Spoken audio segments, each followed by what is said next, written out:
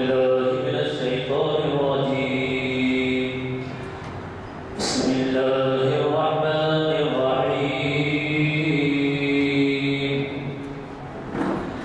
والنجم إذا ما ضل صاحبكم وما غوى وما ينطق عن الهوى إن هو إلا وحي يوحى علمه شديد القوى ذو مرة فاستوى وهو بالأفق الأعلى ثم دنا فتدلى فكان قاب قوسين أو أدنى فأوحى إلى عبده ما أوحى ما كذب الفؤاد ما رأى أفتمارونه على ما يرى ولقد رآه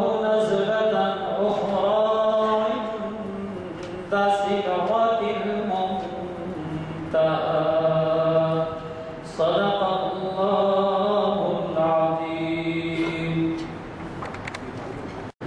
حضرات، جیسے کہ آپ ابھی اعلان سن چکے ہیں جماعت کے بعد، آج ہمارے درمیان اسلامک اسٹڈیز کے بہت بڑے اسکالر ڈاکٹر سید اسلام الدین مجاہد تشریف فرما ہے اور یہ تاریخ اسلام کی 781 نشست ہے. میں اس کے بارے میں کچھ وضاحت کر دوں کہ ہر سال 45 نشستیں ہوتی ہیں اور 781 کے معنی اب اس سے اندازہ لگا دیے تو 15 سال سے زائد 16-17 سال کی نشستیں ہیں.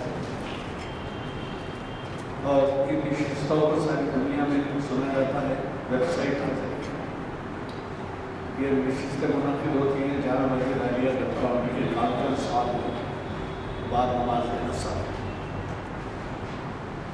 تینوں محفلیں شریعت انفارمیشن سروس اور اقبال شناسی اور راجگیر تاریخ اسلام یہ اثر کے بعد ہی ہوتے ہیں. حضرات، آج کل جو برننگ ٹاپک کہا جاتا ہے، جو مسئلہ مسلمانوں کے لیے بہت زیادہ اہمیت کا حامل اور جو درپیش ہے اور جس نے شدت اختیار کر لی ہے، اس کے بارے میں آج ہمارے مخرج صاحب نے عنوان دیا ہے. پہلے ہی میں آپ کو بتا چکا ہوں کہ ہمارے مخرج صاحبین حالات کا پس منظر دیکھتے ہوئے اس کو پیش نظر رکھ کے عنوانات دیتے ہیں اور ایسے عنوانات جو ہے سب کے لیے مفید ہوتے ہیں، چاہے وہ تعلیم یافتہ ہو، کم تعلیم یافتہ ہو یا غیر تعلیم یافتہ ہو.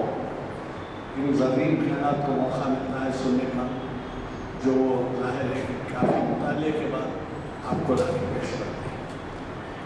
اور بدقسمت یہ ہے کہ اس کے باوجود کہ ہمیں پڑھنے کا موقع نہیں ہے، مطالعہ نہیں ہوتا، تلاوت نہیں ہوتی، اور اس کے باوجود یہ کہ جو ہے ایسے عنوانات سے دلچسپی کے ان سے باخبریت حاصل کریں، یہ نہیں ہوتا.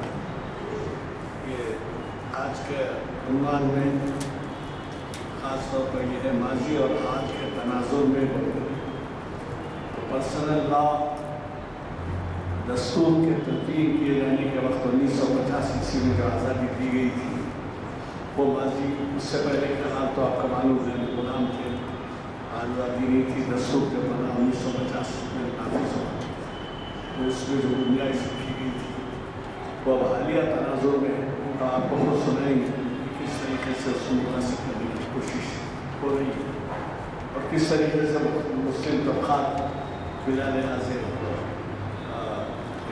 خیالات.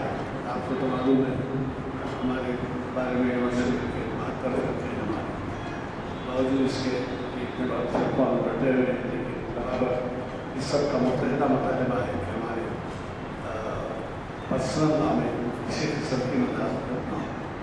میں یہ اس لیے آپ کو بتا رہا ہوں کہ کس قدر اہم عنوان ہے اور ہمارے نوجوانوں کو بہت سے سبق ہے. میری گزارش ہے کہ یہ صرف 23-24 رمضان تک چلیں گے، 22-23 رمضان تک 22-23 حالیہ مہینے और रमज़ान में बंद हो जाएगा। ये मई के महीने में 22-23 तक महफिलें हैं, इसके बाद 1 महीना बंद और बच्चों को छुट्टियाँ हैं।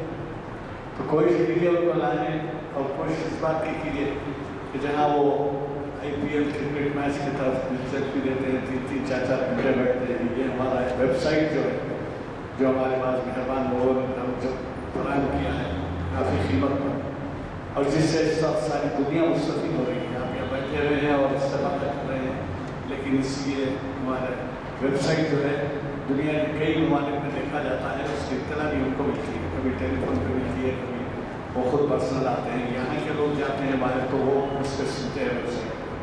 और वेबसाइट सुनने का फ़ायदा ये है कि आपके घर वाले भी वाकिफ होते हैं ऐसे मसाइल से। कोशिश कीजिए एक आध वक्त अगर आप उसका चस्का लगा दें तो शायद आपके पड़ोस भी जमा होकर उसका फ़ायदा उठा सकेंगे।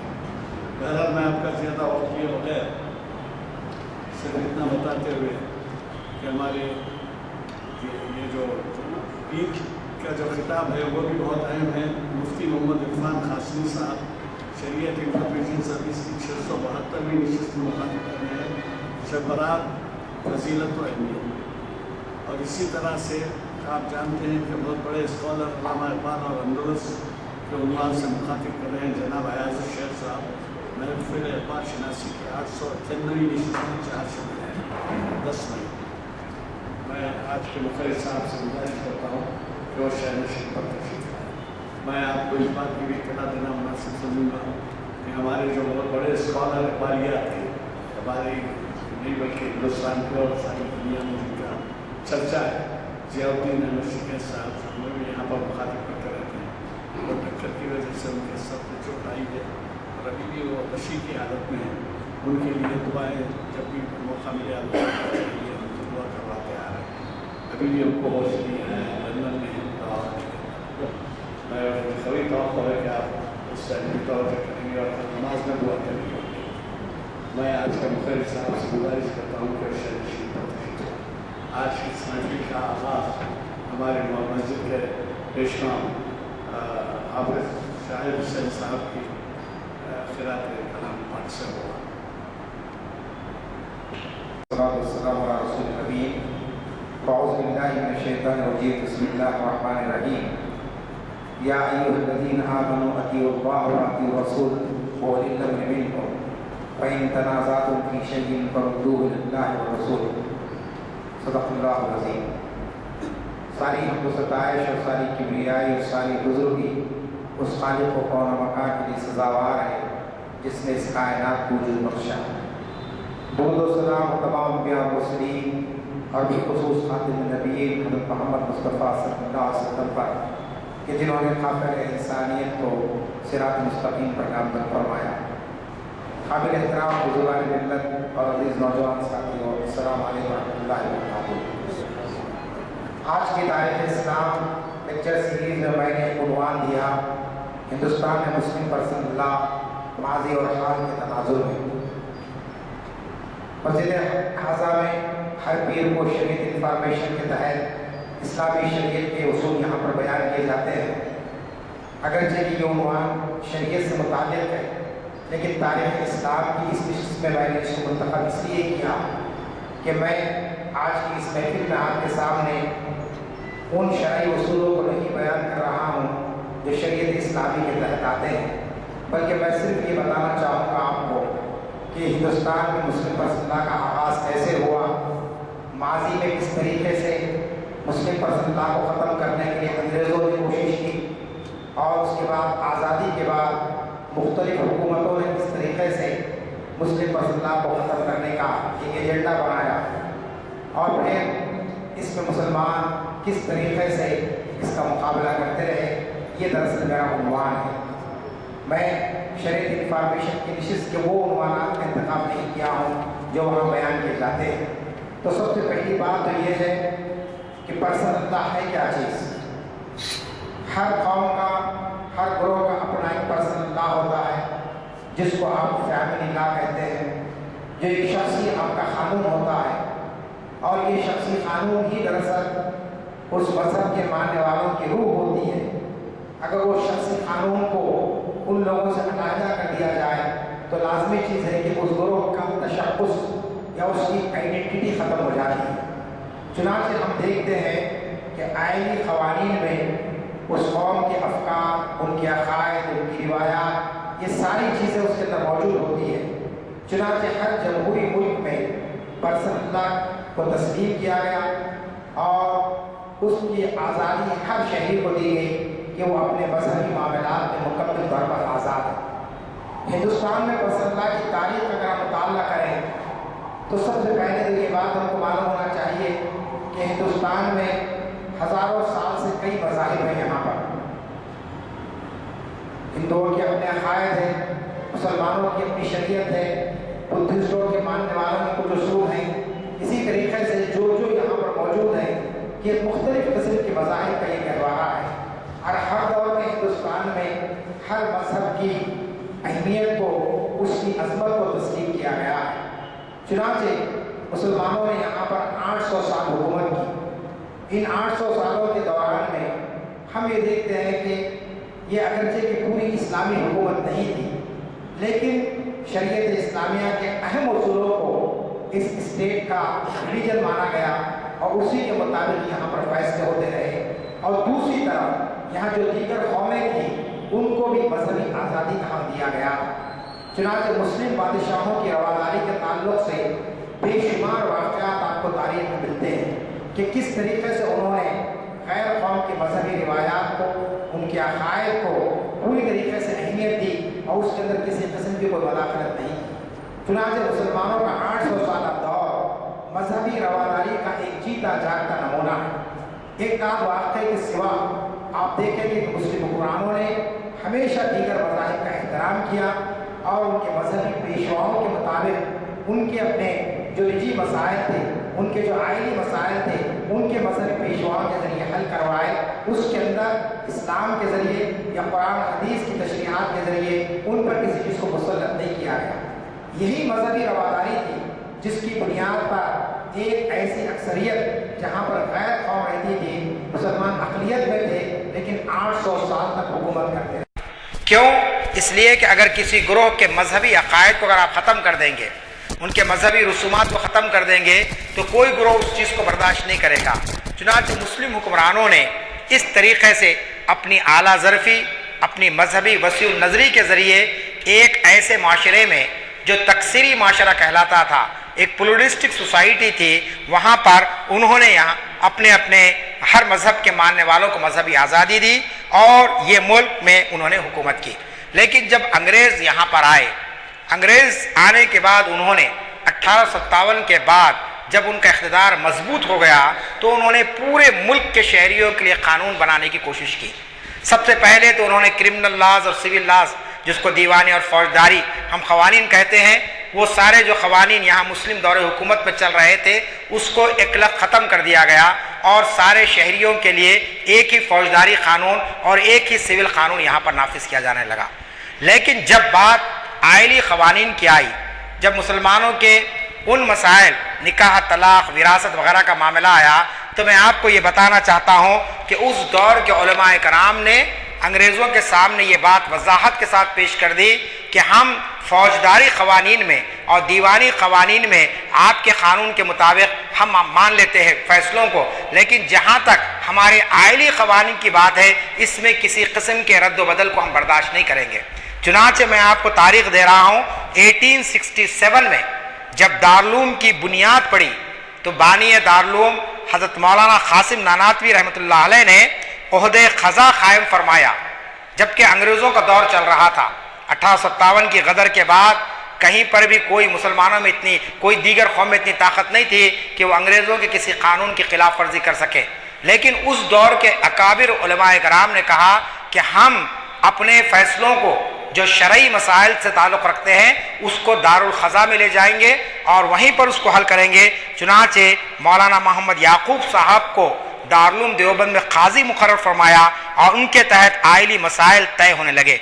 इस आइली मसाइल से मुराद फैमिली लॉज हैं, वो क़वानीन हैं जिनका ताल्लुक़ हमारे अपनी जो है ना खानगी मामलात से है, जिसके अंदर मैं उस पर आऊँगा। 1938 एक्ट के तहत जो आइली क़वानीन की वजाहत की गई, वहाँ मैं आपको बताऊँगा कि आइली क़वानीन क्या हैं।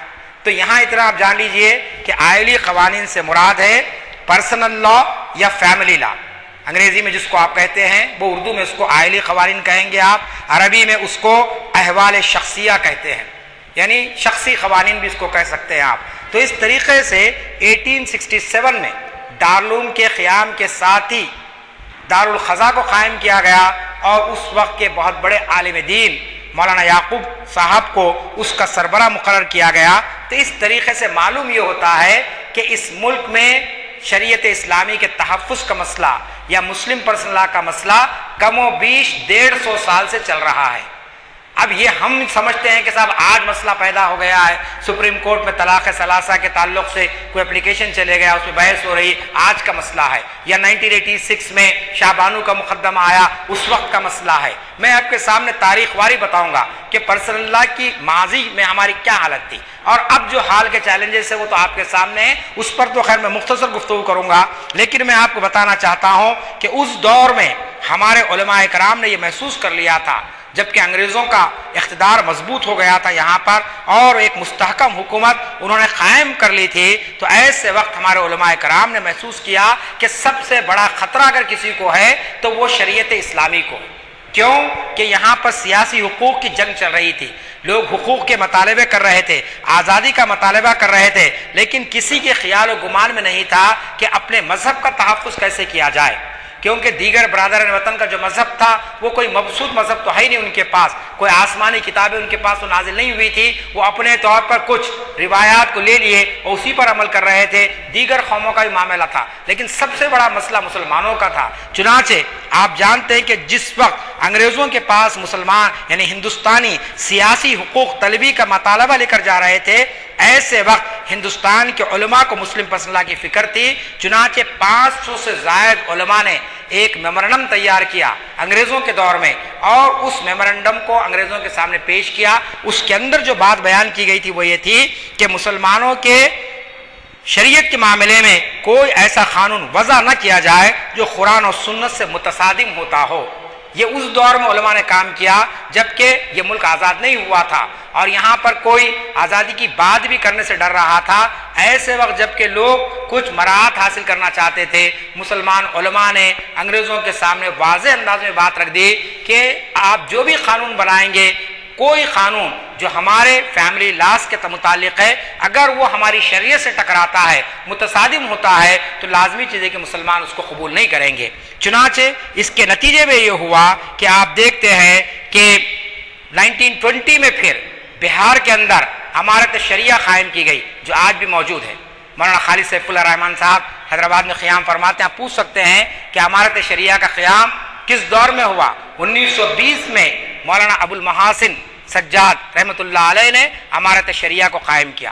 امارت شریعہ کے قیام کا مقصد کیا تھا کہ مسلمان اپنے شرعی مسائل کو وہاں پر لائیں اور اسی کے ذریعے جو فیصلہ ہوگا قرآن و سنت کے مطابق، شریعت کے مطابق مسلمان اس پر عمل کرے. چنانچہ 1920 سے یہ ادارہ آج تک کام کر رہا ہے اور اس ادارے کی اتنی اہمیت ہو گئی ہے کہ بہار اور اڑیسہ کے مسلمان کبھی طلاق کے معاملے میں، وراثت کے معاملے میں یا دیگر معاملات کے اندر کبھی عدالت کو نہیں جاتے ہیں، سیدھا وہ شرع آپ کے امارت شریعہ کو جاتے ہیں اور امارت شریعہ جو وہاں پر بڑے بڑے علماء اکرام موجود ہیں وہ لوگ وہاں پر فیصلے دیتے ہیں اور ان فیصلوں کو مسلمان بخوشی قبول کر لیتے ہیں. تو اس طریقے سے ایک ادارہ 1920 میں قائم کیا گیا جس کا مقصد یہ تھا کہ یہاں اس کے ذریعے سے مسلمانوں کے جو ہے نا اس کا حفاظت کی جا سکے.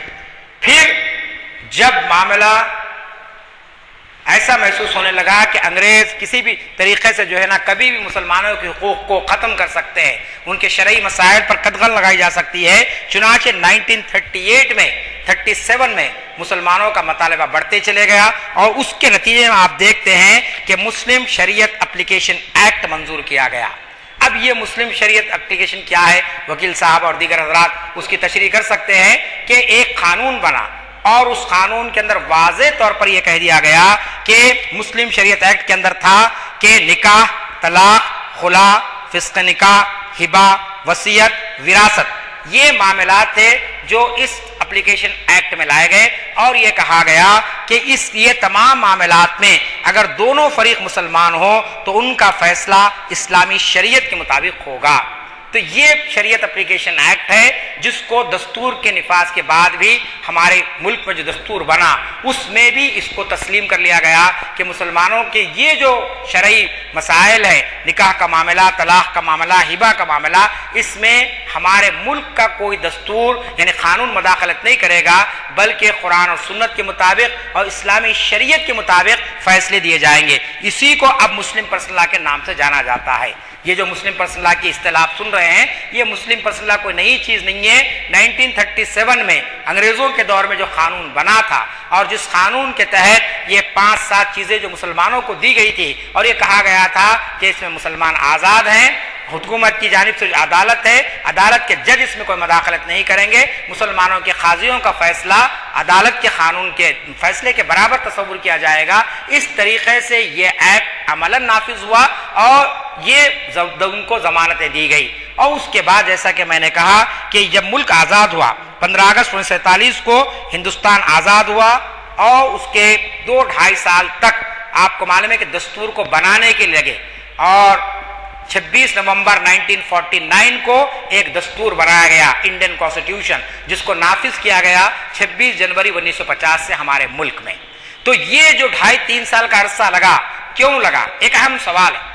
یہ اس لیے لگا کہ دستور کے بنانے والے جانتے تھے کہ ہندوستان میں کئی قومیتیں رہتی ہیں، کئی نیشنلٹیز ہیں، کئی مذاہب کے ماننے والے ہیں، کئی تہذیبوں کے ماننے والے ہیں، ہر ایک کو مطمئن کرنا ضروری ہے، ہر ایک کی روایات کو، ہر ایک کے مذہبی عقائد کو ان کو جو ہے نا تسلیم کرنا پڑے گا۔ چنانچہ 2.5-3 سال کی محنت کے بعد ایک دستور اس ملک کے حوالے کیا گیا۔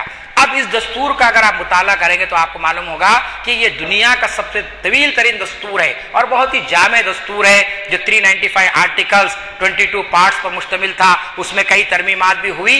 تو اس دستور کے اندر ایک باب ہے، 4واں باب، جس کے اندر ہر شہری کو مذہبی آزادی کا حق دیا گیا۔ وہ مذہبی حقوق ہیں، وہ مذہبی حقوق کے اندر ایک حق کیا ہے کہ تمام شہریوں کے لیے عقیدہ اور ضمیر کی آزادی اور ہر مذہب کے ماننے والوں کے لیے اپنے مذہب پر عمل کی آزادی کی دفعات اس میں شامل کی گئی ہے۔ بنیادی حقوق اگر آپ پڑھیں گے تو معلوم ہوگا 6 بنیادی حقوق ہیں۔ ان 6 بنیادی حقوق میں ایک اہم ترین حق مذہبی آزادی کا ہے، اور اس مذہبی آزادی کے تحت ہر شہری کو مذہبی آزادی کا حق دیا گیا، عقیدے کا آزادی، فکر کی آزادی، عمل کی آزادی، حتیٰ کہ ہر شہری اپنے مذہب کی پرامن انداز میں تبلیغ بھی کر سکتا ہے، کوئی اس کے اندر رکاوٹ نہیں ہے۔ کوئی شخص کسی مذہب کو اچھا سمجھتا ہے تو لوگوں کے سامنے اس کو پیش کر سکتا ہے، اس کی اچھائی بیان کر سکتا ہے۔ چنانچہ آپ دیکھتے ہیں کرسچن مشنریز اپنے مذہب کی تبلیغ کرتی ہیں، مسلمان اپنے مذہب کی تبلیغ کرتے ہیں، اور یہ کوئی غیر دستوری کام نہیں ہے، یہ کوئی جرم نہیں ہے کہ کسی کو اپنے مذہب کی تعلیمات سے واقف کرانا۔ اب جبراً مسلط کرنا اور مذہب کی آڑ لے کر کوئی فتنہ اور فساد کرنا یہ لازمی چیز ہے کہ قانون کی خلاف ورزی ہے، یہ دستور کے خلاف بات ہے۔ لیکن دستور نے ہر شہری کو ضمیر کی آزادی، عقیدے کی آزادی دی اور ان کو اس بات کی آزادی دی ہے۔ تو یہ ساری دفعات مسلم پرسنل لا کے تحفظ کی ضمانت دیتی ہے۔ آج سب سے بڑا مسئلہ ہمارے ملک میں یہی ہے کہ یہ مسلم پرسنل لا کیا کسی حکومت کا دیا ہوا کوئی تحفہ ہے یا کوئی اکثریتی جماعت کا کوئی رحم و کرم پہ یہ چیزیں دی گئی ہے؟ مسلم پرسنل لا، جیسا کہ میں نے آپ سے کہا، یہ ملک آزاد نہیں ہوا تھا، اس دور میں بھی انگریزوں نے مسلم پرسنل لا کے تحفظ کی ضمانت دی تھی۔ کہا تھا کہ مسلمان اپنے مذہبی معاملات میں آزاد ہیں، اگرچہ کہ ملک غلام تھا اور دیگر معاملوں میں لوگ غلامی پر آمدہ تھے، لیکن جہاں تک مذہبی آزادی کی بات تھی انگریزوں نے خود اس کو تسلیم کیا تھا۔ تو اس طریقے سے ہمارا دستور ہمارے پرسنل لا کے تحفظ کی ضمانت دیتا ہے۔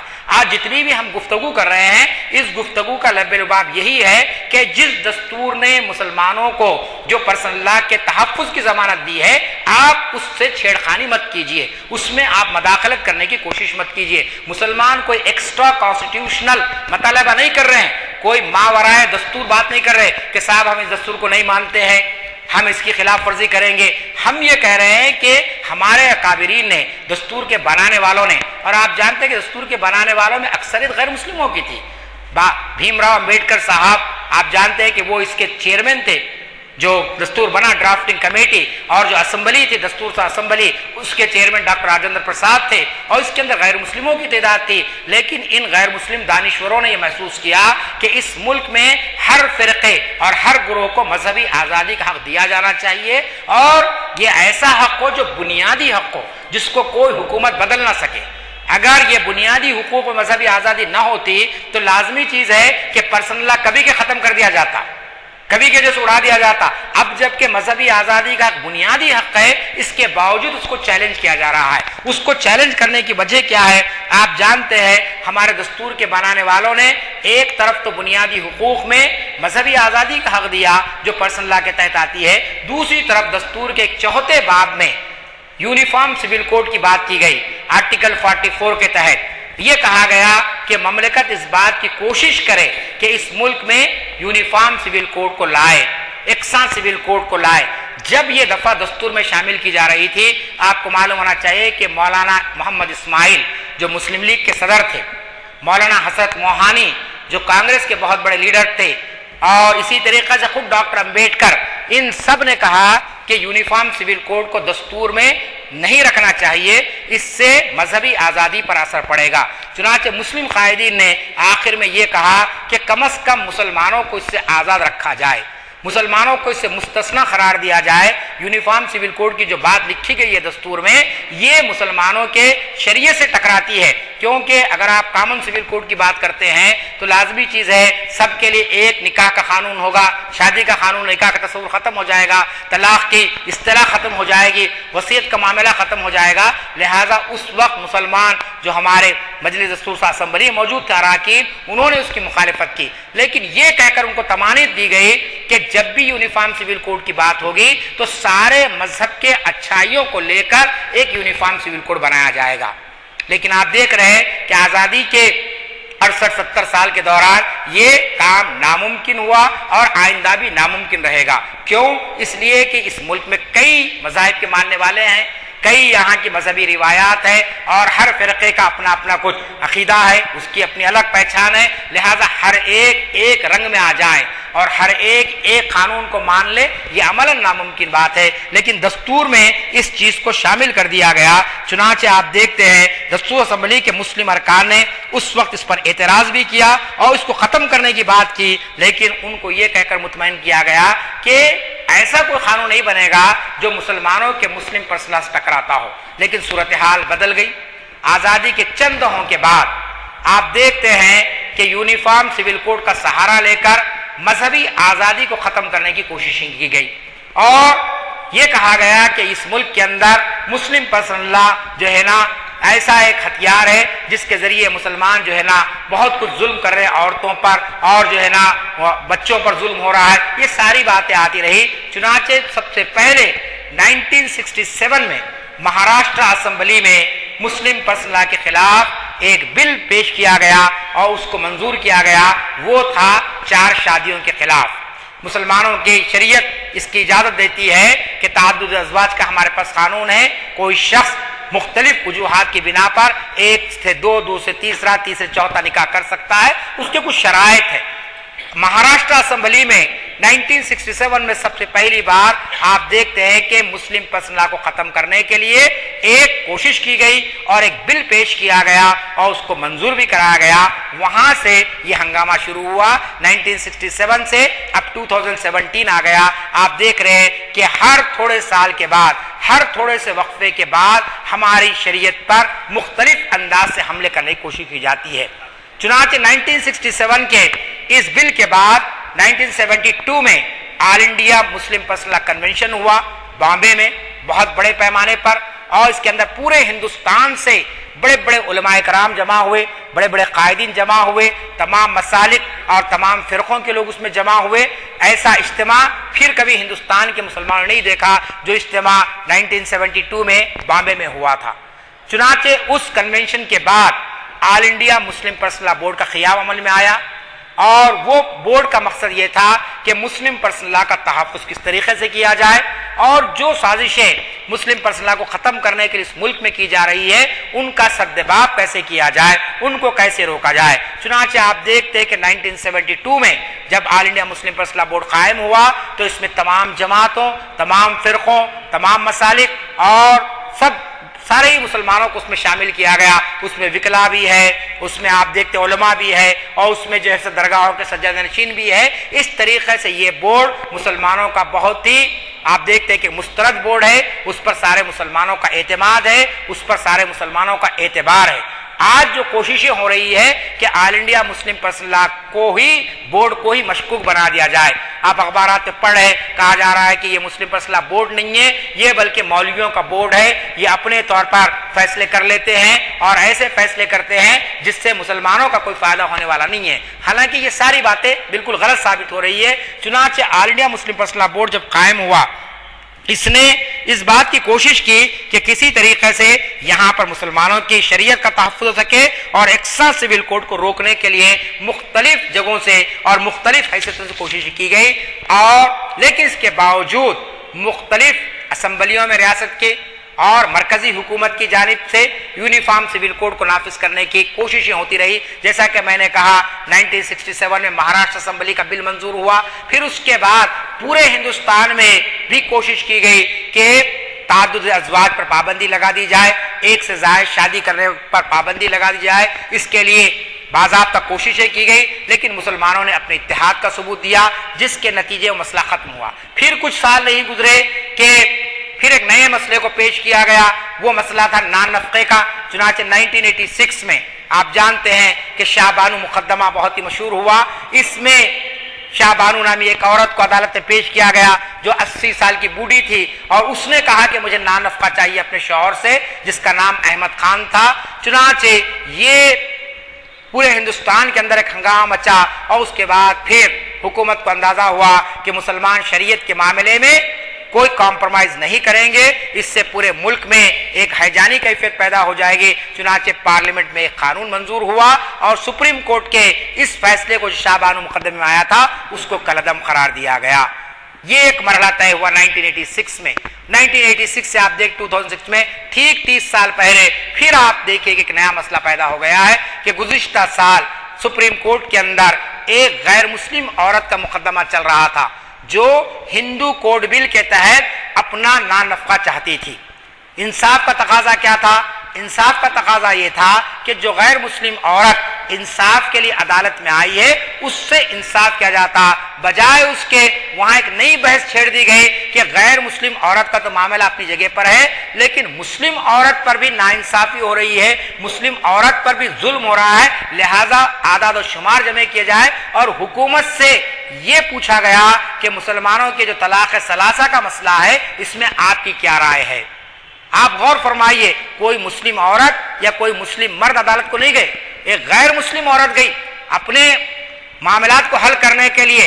عدالت کے جج صاحبان کا کام کیا تھا کہ وہ اس عورت کے ساتھ انصاف کرتے، لیکن انہوں نے اس بحث کو ایک نیا رخ دے دیا، اور جج صاحبان نے کہا کہ اس بات کی بھی تحقیق کی جائے کہ مسلمان عورت کے ساتھ کیا ہو رہا ہے۔ چنانچہ ایک عورت کو تیار کیا گیا، اور وہ عورت عدالت میں جاتی ہے، اور جانے کے بعد اس نے اپنا بیان دیا کہ میرے ساتھ ناانصافی ہو رہی ہے، میرے شوہر نے بیک وقت 3 الفاظ ادا کر دیے اور مجھے گھر سے نکال دیا، اور اب میرا کوئی پرسان حال نہیں ہے۔ اب یہ مسئلہ اتنا لمبا چل رہا ہے کہ میں کوئی زیادہ تبصرہ کرنا نہیں چاہتا ہوں کہ ملک کے وزیر اعظم بھی اب کہہ رہے ہیں کہ میں مسلم بہنوں کو انصاف دینے کے لیے طلاق ثلاثہ کو کے مسئلے کو حل کر دوں گا، اس پر امتناع عائد کر دوں گا یہاں پر۔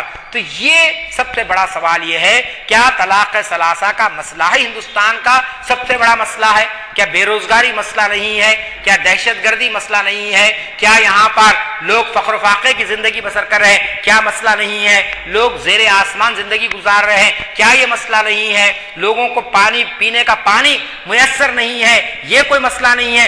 سارے مسائل کو چھوڑ کر آج آپ جانتے ہیں طلاق ثلاثہ کے مسئلے کو ہمارا میڈیا کیسا اچھال رہا ہے۔ کوئی ٹی وی چینل کو آپ کھولیے، کوئی انگریزی اخبار کو آپ پڑھیے، تو ایسا محسوس ہوتا ہے کہ اس ملک میں سب سے زیادہ اگر کوئی ظالم ہے تو وہ مسلمان مرد ہے جو اپنی بیوی پر ظلم کر رہا ہے۔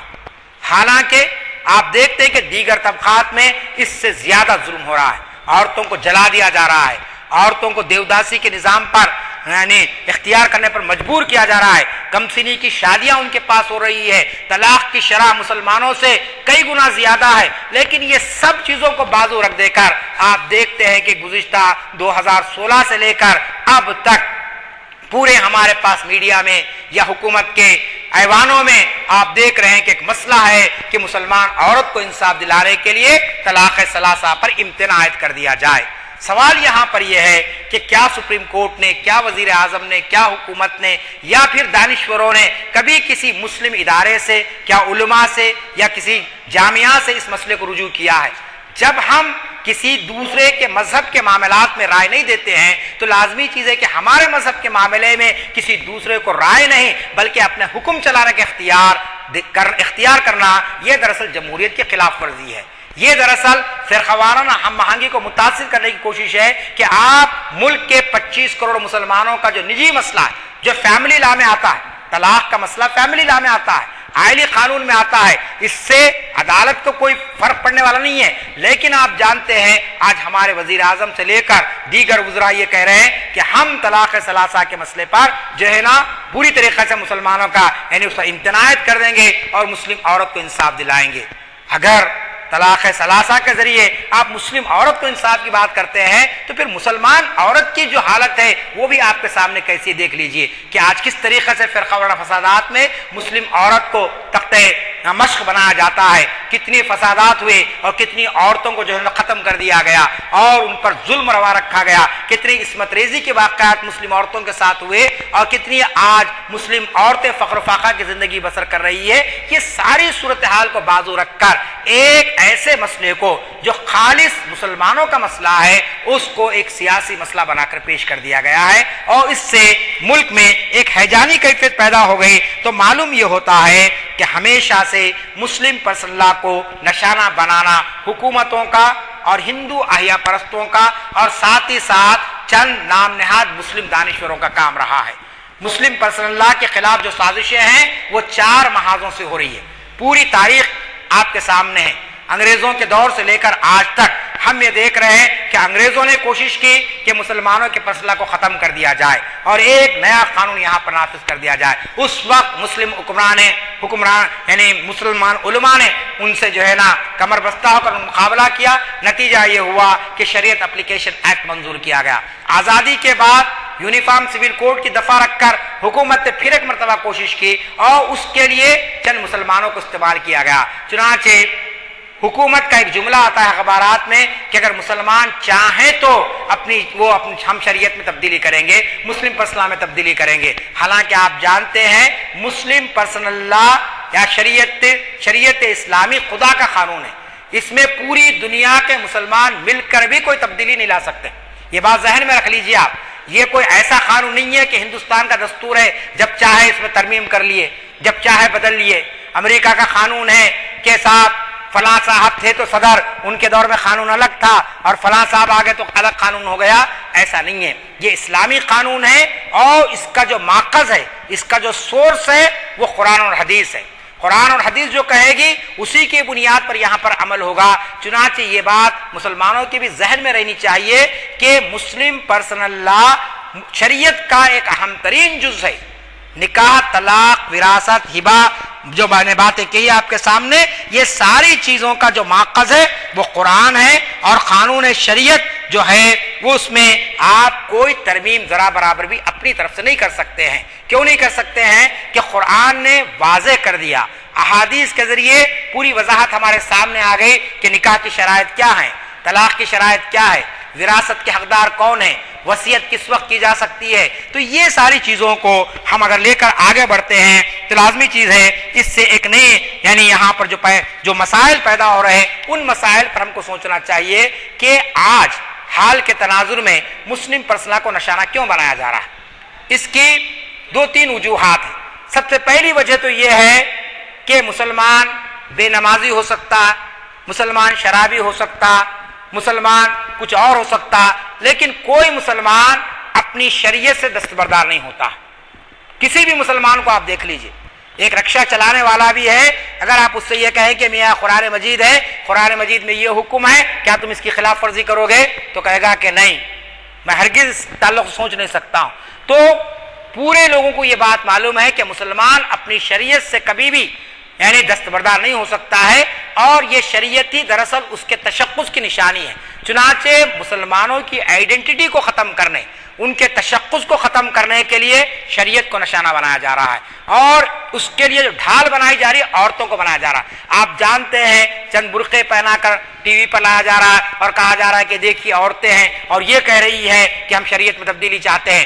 لیکن اگر آپ پلٹ کر دیکھیں تو گاؤں سے لے کے شہروں تک کوئی مسلم عورت ایسی نہیں ہے جو یہ کہے گی کہ صاحب مجھے یہ شریعت پسند نہیں ہے، یہ مسلم پرسنل لا پر میں عمل نہیں کرنا چاہوں گی، بلکہ ہر عورت اور ہر خاتون بہرحال مسلم پرسنل لا کی تحفظ کی ذمہ داری لیتی ہے اور اس پر عمل کرتی ہے۔ لیکن ایک پروپیگنڈا کیا گیا، کیا پروپیگنڈا کیا گیا؟ سب سے بڑا پروپیگنڈا جو آج ہمارے سامنے آ رہا طلاق ثلاثہ کے معاملے میں، کہ مسلمان عورتوں پر ظلم کرتے ہیں، ان کے حقوق کو ادا نہیں کرتے ہیں، اور پھر یہ 3 الفاظ طلاق کے جو ہیں وہ اس طریقے سے ظالمانہ انداز میں اس کو استعمال کرتے ہیں، اور پھر مرد کو ایک سے زیادہ بیویاں رکھنے کی اجازت اسلام نے دے دی ہے، جبکہ یہ عورت کے وقار اور اس کے مرتبے کے خلاف ہے۔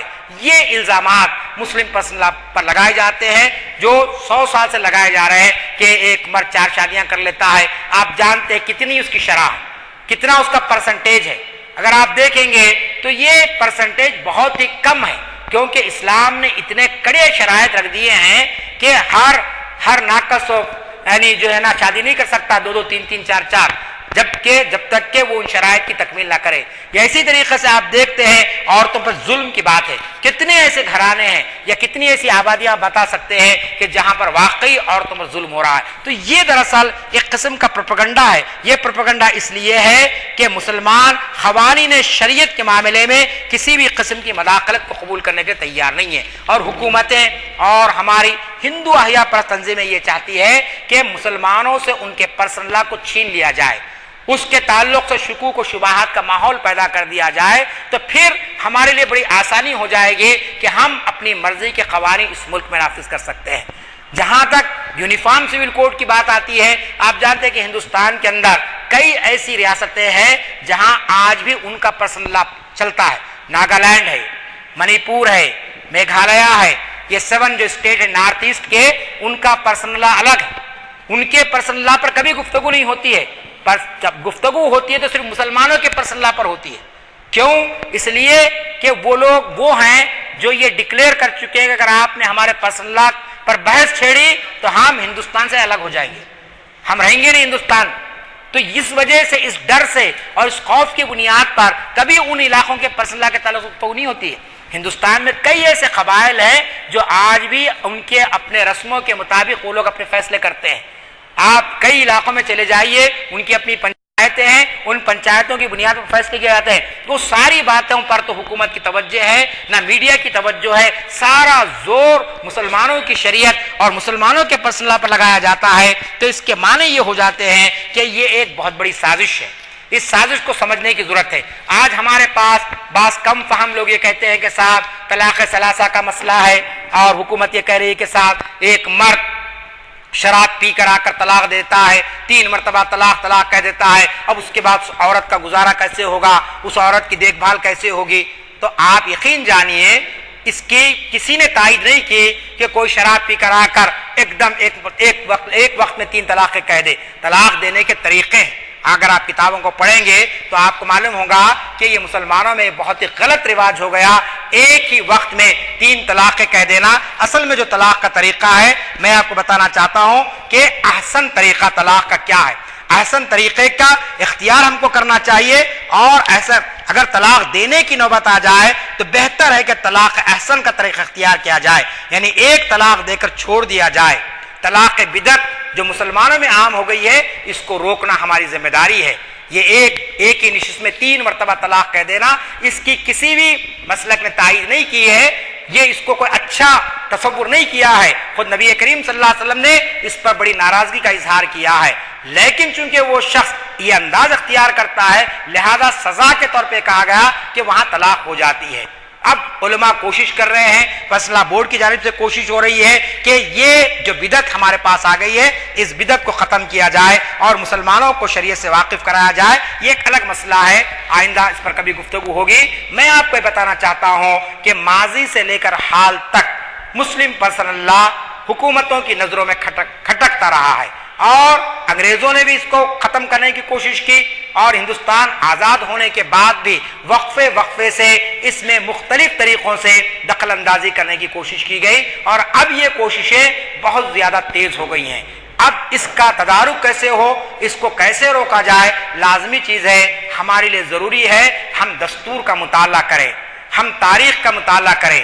ہم یہ دیکھیں کہ مسلمانوں نے جو 800 سال تک یہاں پر حکومت کی ہے، ان 800 سالہ حکومت میں کیا واقعی مسلمانوں نے کسی دیگر مذہب کے پرسنل اللہ سے کوئی چھیڑخانی کی ہے یا ان کے مذہب کی توہین کی ہے یا عدم رواداری کا ثبوت دیا ہے؟ 800 سالہ تاریخ میں ایسے کوئی واقعات آپ کو نہیں ملیں گے کہ مسلم بادشاہوں نے دیگر مذہب کے ماننے والوں یا ان کے مذہبی مقامات کی کوئی بے حرمتی کی ہو. یہ بات ہم لوگوں کے سامنے رکھنے کی کوشش کریں کہ 800 سال کی حکمرانی میں ہر مذہب کا ماننے والا بے فکری کے ساتھ، اطمینان کے ساتھ اپنے مذہب پر عمل پیرا رہا، لیکن ہندوستان آزاد ہونے کے بعد سے ہی مسلمانوں کے لیے ان کا پرسنل لا کا تحفظ ایک بہت بڑا چیلنج بن گیا ہے. تو ہم یہ بات لوگوں کے سامنے رکھنے کی کوشش کریں کہ مسلمانوں کا جو پرسنل لا ہے وہ ان کا اپنا شخصی قانون ہے، وہ ان کی اپنی شخصی زندگی سے متعلق ہے، اس کا حکومت سے یا اکثریت سے یا کسی دیگر طبقے سے کوئی تعلق نہیں ہے. یہ بات ذہن میں رہنی چاہیے. مسئلہ کب بگڑتا ہے؟ جب تعلق کسی دوسرے فریق سے ہو. ہندوؤں اور مسلمانوں کا کوئی معاملہ آ گیا ہے تو لازمی چیز ہے کہ اس وقت آپ کوئی قانون بنا سکتے ہیں. یہ تو پیورلی مسلمانوں کا مسئلہ ہے اور مسلمان یہ کہہ رہے ہیں کہ ہمارا جو پرسنل لا ہے یہ ہمارا بنایا ہوا نہیں ہے، یہ ہمارے اللہ کا قانون ہے. ہم جب مسلمان ہیں، ہم جب کلمہ لا الہ الا اللہ محمد رسول اللہ پڑھ چکے ہیں تو پھر یہی قانون پر ہم کو عمل کرنا ہے. اس سے آپ ہٹ جائیں گے تو پھر آپ مسلمان نہیں رہیں گے. میں نے قرآن مجید کی ایک آیت آپ کے سامنے تلاوت کی کہ قرآن مجید کیا کہتا ہے؟ یا ایھا الذین آمنوا اطیعوا اللہ واطیعوا الرسول، کیا ایمان والو اللہ کی اطاعت کرو اور رسول کی اطاعت کرو، واولی الامر منکم، اور ان لوگوں کی اطاعت کرو جو تم میں صاحب امر ہے. فإن تنازعتم فی شیء، اور اگر کوئی اختلاف ہو جائے تم میں کسی معاملے میں اور تم مطمئن نہ ہو تو کیا کرو؟ اس مسئلے کو اللہ اور رسول کی طرف پھیر دو. فردوہ الی اللہ ورسولہ، کہ اس مسئلے کو اللہ اور رسول کی طرف پھیر دو. نکاح کا مسئلہ ہو، طلاق کا مسئلہ ہو، وراثت کا مسئلہ ہو، ہبہ کا مسئلہ ہو، یہ وہ قانون شریعت ہے کہ اس کے اندر ہم یہ دیکھیں گے کہ اللہ کیا کہہ رہا ہے، رسول کیا کہہ رہے ہیں، ہمارے صاحب امر کیا کہہ رہے ہیں، اور اس کے باوجود اگر اختلاف ہو جائے تو پھر قرآن کی طرف ہی ہم کو رجوع ہونا ہے، حدیث کی طرف ہی ہم کو رجوع ہونا ہے. ہم کو کسی اور دنیوی قانون کی طرف رجوع نہیں ہونا ہے. اور قرآن کیا کہتا ہے؟ وَمَن لَّمْ يَحْكُم بِمَا أَنزَلَ اللَّهُ فَأُولَٰئِكَ هُمُ الْفَاسِقُونَ، جو کوئی اللہ کے نازل کردہ احکام کی خلاف ورزی کرے گا اس کا شمار فاسقوں میں ہوگا. دوسری جگہ کہا گیا اس کا شمار کافروں میں ہوگا، اور ایک جگہ کہا گیا کہ اس کا شمار منافقوں میں ہوگا. تو اس طریقے سے کوئی شخص اگر مسلم پرسنل لا پر عمل کرنے سے انکار کر دیتا ہے تو لازمی چیز ہے کہ اسلام سے خارج ہو جاتا ہے. تو آج حکومت یا ہندو احیا پرست تنظیمیں یا مسلمانوں کے نام نہاد دانشور یہ چاہتے ہیں کہ مسلمان اپنی شریعت سے دستبردار ہو جائے. لازمی چیز ہے کہ شریعت سے دستبردار ہونے کے معنی اسلام سے دستبردار ہونا اور اسلام سے خارج ہو جانا. تو کوئی مسلمان اس چیز کو برداشت نہیں کر سکتا ہے. اس پیغام کو ہم دنیا کے سامنے لانے کی کوشش کریں. اس کے لیے بہرحال ہم کو ایسی نشستوں کا اہتمام کرنا چاہیے. جب بھی پرسنل لا کا مسئلہ چھڑتا ہے تو بڑے بڑے جلسے ہو جاتے ہیں، بڑے بڑے کنونشن ہو جاتے ہیں، بڑے بڑے علماء کرام اس سے مخاطب کرتے ہیں، لیکن وہ باتیں جو صاحب فکر افراد سنتے ہیں یہ باتیں ان تک پہنچنی چاہیے جو مسلم پرسنل لا سے ہی واقف نہیں ہیں. آج حیدرآباد کے اندر کتنے سلم ایریاز ہیں، کتنی ایسی آبادیاں ہیں کہ جہاں پر لوگوں کو معلوم ہی نہیں ہے کہ پرسنل لا کیا ہے، اس کی کیا اہمیت ہے، مسلم پرسنل لا پر عمل کرنا کیوں ضروری ہے، اور اگر عمل نہیں کریں گے تو اس کا کیا نقصان ہونے والا ہے. یہ باتیں ہم ان بستیوں تک جا کر پہنچائے جہاں پر لوگ کم تعلیم یافتہ ہے، جہاں پر لوگ دین سے ناواقف ہیں. चुनांचे आप जानते हैं कि जमात इस्लामी हिंद ने एक मुहिम का आगाज किया है। गुज़िश्ता 23 अप्रैल से पूरे हिंदुस्तान में यह मुहिम चल रही है। ये किताबचा भी उन्होंने तैयार किया जो मैं आपके सामने लाया हूँ, मुख्तलिफ मकामात पर है, आप पढ़ सकते हैं। इसके अंदर बुनियादी चीजें बयान की गई है कि मुस्लिम पर्सनल लॉ में क्या क्या चीजें आती है और इसका तहफ़्फ़ुज़ हमको कैसे करना है, और अगर हमने इसका तहफ़्फ़ुज़ नहीं किया तो लाजमी चीज़ है कि इससे बहुत सारे दीगर मसाइल पैदा हो जाएंगे और उन दीगर मसाइल से लाजमी चीज़ है कि मुसलमानों की शनाख्त ख़त्म हो जाएगी। मुसलमानों की अगर शनाख्त ख़त्म हो जाएगी तो फिर शरीयत का तहफ़्फ़ुज़ नामुमकिन हो जाएगा। लोग ये कहते हैं कि साहब मुस्लिम पर्सनल लॉ के ख़त्म होने से या इसमें तरमीम करने से मुसलमानों का क्या नुकसान होने वाला। ये बात आप सुन लीजिए कि जिस दिन शरीयत में मदाखलत का दरवाज़ा खुल गया तो फिर उस दिन से ना आपके दीनी मदारिस बाकी रहेंगे, ना आपके औकाफ की जायदादें बाकी रहेंगी, ना आप दीनी मदारिस में अपने कुरान और हदीस की सही अंदाज में तालीम दे सकेंगे, ना आप जो है ना मुस्लिम जमातें रह सकेंगी, ना मुस्लिम इदारे रह सकेंगे। क्योंकि शरीयत या मुस्लिम फैसला दरअसल एक इमारत है और अगर इस इमारत में रखना अंदाजी हो जाए, इसमें कोई सुराग डालने की कोशिश करेगा तो लाजमी चीज है कि इमारत खुद ब खुद गिर जाएगी। आप बताइए कॉमन सिविल कोड अगर आ जाए, यूनिफॉर्म सिविल कोड अगर आ जाए तो फिर निकाह की अजमत कहाँ बाकी रहेगी, निकाह की अहमियत कहाँ बाकी रहेगी, और फिर इसी तरीके से विरासत के मसाइल को आप कैसे हल कर सकेंगे। लिहाजा ये समझना कि साहब एक तलाक सलासा का मसला है, बड़े पढ़े लिखे लोग भी बड़ी मासूमियत से कहते हैं कि साहब एक मसला है, ठीक है, इसको अगर हुकूमत हल कर रही है तो हमको ताउन करना चाहिए, मदद करनी चाहिए। मसला तलाक सलासा का नहीं है। मैंने आपके सामने पूरी तारीख रख दी कि अंग्रेजों के दौर से लेकर आज तक किसी न किसी उन्वान को लेकर मुस्लिम शरीयत यानी मुस्लिम फैसला में दाखिले की कोशिश की गई। 1967 जबकि मुल्क आजाद होकर कुछ ही अरसा हुआ था, ऐसे वक्त महाराष्ट्र असेंबली बिल पास करती है कि मुसलमान 4 शादी नहीं कर सकते हैं। आप बताइए, जबकि अभी बहुत से मसाइल मुल्क में मौजूद थे, लेकिन उस वक्त वहां पर पेश किया गया और बाज मुस्लिम बुजरा और मुस्लिम अरकान असेंबली ने उस वक्त उसकी तायीद की। चुनांचे आज भी आप देखते हैं कि बहुत सारे हमारे यानी ऐसे लोग जो तालीम याफ्ता कहलाते हैं वो भी ये कह रहे हैं कि साहब तलाक सलासा का मसला है या दीगर मसाइल है, इसको इस तरीके से हल कर लेना चाहिए। तो मसला तलाक सलासा का नहीं है, पूरी शरीयत के तहफ़्फ़ुज़ का है। अगर शरीयत और मुस्लिम पर्सनल लॉ मिनवन जो शरीयत एप्लीकेशन एक्ट में कहा गया, कम से कम उसकी अगर हिफाजत नहीं होगी तो लाजमी चीज है हमारे आइली मसाइल पर बहुत बड़ी ज़रब लग सकती है। इसके लिए मुस्लिम पर्सनल लॉ बोर्ड अपने तौर पर तो जो भी काम कर रहा है, लेकिन आम मुसलमानों को अपने बिरादरान वतन तक, अपने जिम्मेदारों तक ये बात पहुंचाना जरूरी है कि जो हमारे आइली कवानीन है, जो फैमिली कवानीन है, इसकी बुनियाद कुरान और सुन्नत है। कुरान और सुन्नत इसकी बुनियाद है। आप जो भी कहेंगे हम देखेंगे कि भाई ये बात कुरान और सुन्नत के तालीमात में फिट होती है तो यकीनन उसको वेलकम किया जाएगा, और अगर फिट नहीं होती है तो लाजमी चीज है कि उसको रद्द कर दिया जाएगा। निकाह का मामला, तलाक का मामला और दीगर, जैसे कि मैंने कहा आपके सामने ये सारी बातें। अब एक अहम चीज जो तलाक की बात की जा रही है, आप याद रख लीजिए, तलाक को इस्लाम ने इंतहाई नाखुशगवार मरहला करार दिया। ये नहीं कहा कि तलाक जरूरी है, एक नाखुशगवार अमल। आप जानते हैं इंसान बीमार हो जाता है और उसके लिए ऑपरेशन जरूरी है। कौन सा अक्लमंद इंसान है जो ऑपरेशन नहीं कराना चाहता? जिंदगी को बचाना है तो लाजमी चीज है कि ऑपरेशन के मरहले से उसको गुजरना पड़ेगा। तो इसी तरीके से बाज वक्त मियाँ बीवी में कुछ ताल्लुकात इतने खतरनाक हो जाते हैं, इससे खानदानों के बिखरने का अंदेशा पैदा हो जाता है। तो ऐसे वक्त आप जानते हैं तलाक की इजाजत दी गई है। ये नहीं कहा गया कि बस छोटे छोटे मसले पर आप तलाक को दे दे। चुनांचे कहा गया कि तलाक का जो मामला है वो एक नाखुशगवार जरूरत है, एक जरूरत है, लेकिन कोई लाजमी जरूरत नहीं है। लेकिन उसको इस अंदाज में पेश किया जा रहा है, इस अंदाज में बताया जा रहा है कि मुसलमान बहरहाल जो है ना इस मामले में बहुत ज्यादा यानी मतलब उसका गलत इस्तेमाल करने लगे हैं और उसको इस तरीके से करने लगे हैं। तो आज हमारे लिए सबसे अहम तरीन बात यही है कि मुस्लिम पर्सनल लॉ के माजी को जानने की कोशिश करें हम, और अगर आप माजी को जानेंगे तो हाल में अपने मसाइल को हल करने में आपके लिए कोई दिक्कत नहीं होगी, कोई परेशानी नहीं होगी। मैंने आपसे कहा कि 1972 में all India Muslim personal law board जब बना था पूरे हिंदुस्तान से मुसलमान बॉम्बे में जमा हुए थे, पूरे मसलकों के लोग, पूरे जमातों के लोग, और कोई शख्स उसमें नहीं छूटा था। और वही इत्तेहाद आज उम्मत को अपने सामने रखना चाहिए।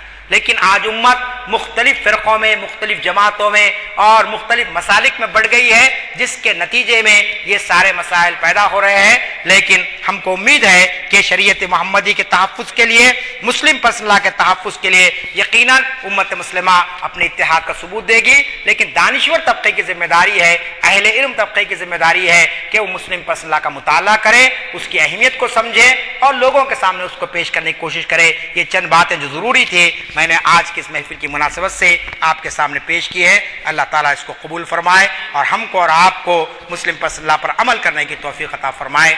रब्बि इग़फ़िर वरहम व अंत खैरुर राहिमीन व आखिरु दावाना अनिल हम्दुलिल्लाहि रब्बिल आलमीन।